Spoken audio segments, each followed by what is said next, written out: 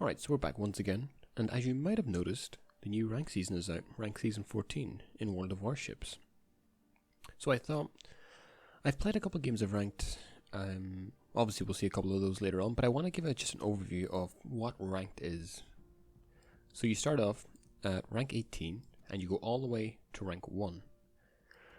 You play battles in 8x8 or 8 against 8 format with tier 10 ships. And if you win a battle, you get a star, like this.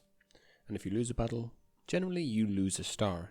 However, if you're the highest XP, if you get the highest amount of XP and you're on the losing team, you don't lose a star. And the more games you win, the more stars you get, and you can progress through the levels all the way up to level 1. See, to go from for example, to go from level 10 or rank 10 to rank 9, you need 4 wins. To go from rank 11 to rank 10, you need 2 wins, or 2 stars. Up to the point where from rank 2 to rank 1, you need to actually win 5 battles, basically in a row. With that being said, there is plenty of rewards. There's plenty to be excited about. Generally, for the lower tiers, you get a load of flags and also some steel, so that's always beneficial. And steel is extremely hard to come by, so I definitely would advocate for playing several games of ranked just to get to maybe even to get to rank 10. That's basically what, 1,000, 2,000 steel maybe? Nothing to turn your nose at. But with that being said, this season is for rank 10 battles only, or yeah, tier 10 ships only. So mostly my games are going to be focused on the gearing and the thunder. The Minotaur will feature occasionally, but yeah, I can't see myself playing the Conqueror all that much because the Thunder seems like a more improved version of the Thunder or of the Conqueror. So with that, let's get into some games. Alright, so this is a game I think I played the first day I started playing ranked battles. I think it perfectly typifies ranked in a nutshell. We start off, we have the Minotaur and the Salem and the Des Moines, so we have a good amount of radar and a good amount of support. I'm going to start off by capping B because obviously it's the nearest and provides us with a good base to start out from. Also, I have the 16.5 kilometer torps on the gearing, so I can basically shoot torps straight down from that alley from B to C. Usually I go to A and try and contest that, but seeing they have the Haragumo, I don't feel comfortable actually doing that because I basically would just get my ass handed to me. That being said, we go for the cap on B, and without much trouble we'll probably get this. Now if we look at the enemy team, they have 2 Yamatos, a Kurfürst, a Hakakuro, a Des Moines, a Worcester, and a Moskva, and obviously the Haragumo. That's 3 radars. 3 radars in an 8v8. It's going to be interesting to say the least, and I'm going to have to really keep my distance if I'm actually going to do anything in this battle. That being said, ranked is very different to random battles, or even like random battles where there's very few ships. Because the teams are generally very well distributed, you have like 3 BBs, 3 cruisers or 2 cruisers, and then maybe 1 or 2 DDs. And very randomly an aircraft carrier. Garbage. It means that losing a ship is much more meaningful than it is in a random battle. Basically because you're losing such a high percentage of your team. In a random battle you have like 12 ships, so losing one is like losing maybe 10 to 12% of your, or 15% of your actual force, whereas when you have only 8 ships, losing a ship is much more severe. It's a much higher percentage of your entire like fighting force that you lose. So that's why basically just surviving is probably one of the best strategies to actually win in ranked. So we fire some torps at the Moskva. He has his radar up, so we're tactically judging that. And again, launching torps at ships with bow in isn't the best strategy if you actually want to land anything. We take 3 carries from the planes. Again, Even though we're radar, we cannot be targeted. I'm going to play tactically, play it cool, play it calm, and we'll make something happen soon, I believe. So the radar runs out. We're going to see this as a prime opportunity, mostly because the enemy DD is on the other side of the map. So I have free reign right here. I have 4 smokes, I have my torps coming up soon. This is going to be an incredible opportunity for me to do some serious damage to the entire left-hand flank. Smoke generator started. So we open up on the curve first, he's giving us full broadside. We throw out some torps. And again, when you're firing torps, the kind of grey area of the aiming reticle is good to tell you where the ship's going, but it's not good to actually shoot your torps in that direction per se. You kind of want to lead it a little bit, or in one way or the other. So it'll give you a higher probability of actually hitting something, because generally when ships see torps, they turn either one way or the other, which can lead to a lot of missing if you don't actually take that into consideration. And as we can see, we land 3 on the curve first, and we managed to hit him, and we managed to kill him. And again, at this point now, they're on the run. We hit the Yama again for 3. He's flooding, he's gonna have to damage con, so we turn our focus immediately to him, hoping to get some fires, because I say such a joke in chat because it is pretty memey to an extent to actually land that many torps. And it kind of typifies the kind of players that play ranked, kind of more casual, kind of not so serious, just kind of cruising around. And I laugh so hard when this is actually happening in game. But yeah, I think it attracts a lot of players who probably don't play the game all that much. We get a fire in the Yamato, obviously. We're up to 125k. And yeah, so they're a bit inexperienced, and they're just, maybe this is their first time at ranked, so we'll try to explain it like that. So again, the 2 Yamas are running. I need to be careful of Moskva again, because he does have his radar coming up relatively soon. So I push out, hoping to finish him off before he gets his guns turned, and he can actually shoot at me. But then the Worcester pops up, which isn't ideal. Engine boost activated. The Moskva will go down.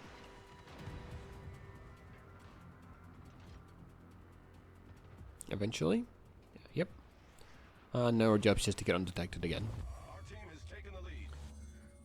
And by this point, as you can see, they've lost half their team. We've lost 1 ship, and for the most part, the game's pretty much over.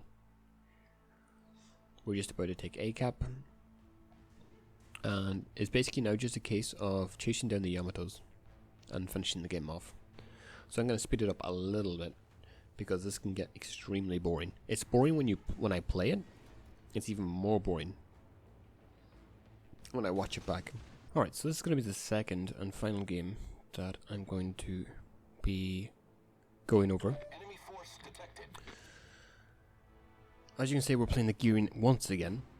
They have the Shimikaze, Smolensk, Yoshino, Hindenburg, Des Moines, Yamato, and the Kurfürst and the Montana. Again, they only have 1 radar. I decided to ground for some reason right here, like an absolute clown. But it's not that much of an issue because, again, there's no way of them to spot me. Also, the fact that Shimikaze's on the other side of the map, so again, not that much risk of actually getting spotted. Plus, it always and also allows us to proceed into the cap and attempt to cap it. The only thing to be careful of is obviously the Des Moines radar. We need to be hyper aware of that. I fire off some speculative torps. Again, the cooldown's so low on this ship that there's no real reason not to, per se. So we do get a hit on the Hindenburg. That's another nice 14k damage and a flooding. So his damage con is going to be popped for that. Or it's not? We might have popped it already. So that's unfortunate for him, but he's going to go down. And again now, we're getting ourselves prepared to exit in case the Des Moines actually radars. You see the way the ship's pointing? As soon as he radars, I'm ready to go behind that island and remove myself from his targeting. That being said though, we're hoping to get a couple of fires on the Montana. We switch to AP because he's giving us broadside, which is a lot more effective.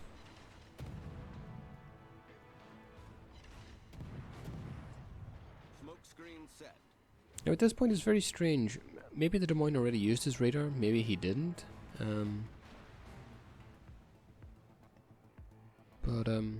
Yeah, we seem to be getting away with just sitting in the cap, kind of controlling it, stopping anyone from pushing through. Now as you can see, like, cap control is really important in this game mode, because obviously there's only 3 and there's only 8 ships. So if you control the caps, you control a lot of sway within the game. Again, we're up 200 points already. Basically 200 points, and they've only one ship's been lost. So if you can like hold a team off from pushing a cap, it's so important, even more so than in random battles. Again, we see the Des Moines backing off. The Montana's thinking about pushing in, but he's being focused by the Smolensk and the Montana, so it's not really going to go all that well for him. And I'm just here just in case. Just holding the point, not getting too trigger happy, not ready to kind of be the Rambo trying to win the game for my team. No, you just play it correctly, you hold back, you make the right decisions, and if making the right decision means you do nothing for the most of the game, then do so. You know, I want those stars. You should too. So that being said, we launch the torps, kind of not really expecting to hit anything, but we do hit the Des Moines, which is pretty nice. And we also do get a flooding. And again, I've basically been sitting still for the past, 3 minutes? Maybe 2 minutes, 3 minutes? And I've managed to hit 2 torps and cap a point. It's just about being patient, especially when you're playing DDs. And this kind of applies to random battles too. If you can survive the first 3 minutes in a DD, then you're basically better than 50% of the people that play DDs. Maybe even more. Maybe that percentage is actually higher. But that being said, I took so much pleasure in this. So much pleasure in this. What I'm just about to do right now.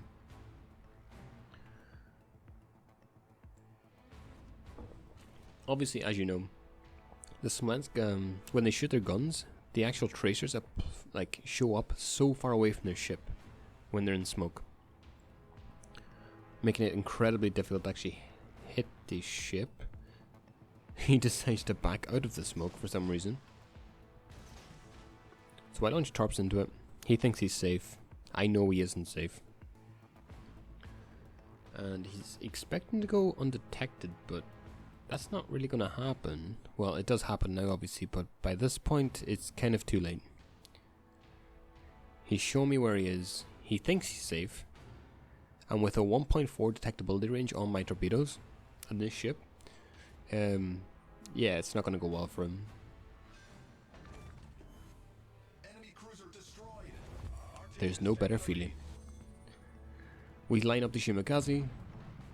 He decided just to walk into our detection range for some reason, even though his detection range is actually smaller than mine. But we finish him off easily. Obviously one of the weakest DDs in a 1v1 in the game. And, you know, there's not much left but to cap B. To regain control of the caps and basically make sure that we actually win the game.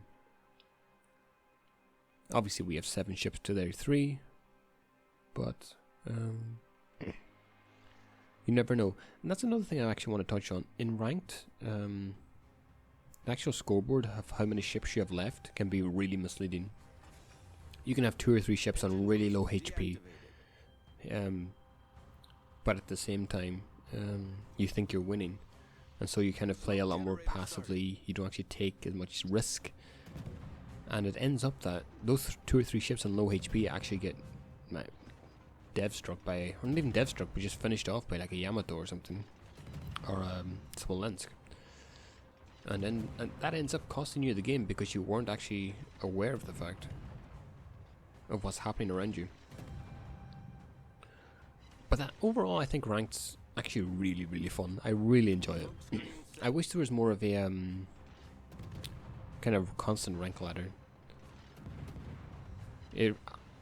Like me myself, I'm a fairly competitive player. If a game isn't competitive, I generally don't play it. Strangely enough, World of Warships is one of the exceptions to this.